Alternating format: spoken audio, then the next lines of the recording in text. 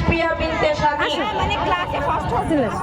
বালিকা ছ গ্রুপে ব্যাঙের লাভ প্রতিযোগিতায় প্রথম হয়েছে আরিশা আয়াত তুবা। আরিশা আয়াত তুবা। দ্বিতীয় হয়েছে আলিফা রহমান। আলিফা। তৃতীয় হয়েছে আফিয়া ইসলাম মানহা। তৃতীয় হয়েছে আফিয়া ইসলাম মানহা। বালিকা ছ গ্রুপে দৌড় প্রতিযোগিতায় দ্বিতীয় হয়েছে আরিশা আয়াত তুবা।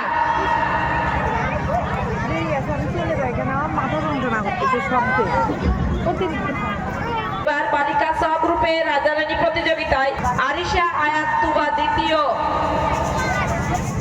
মোসাম্মদ হোসনে আরা তৃতীয়, মোসাম্মদ হোসনা আরা তৃতীয়,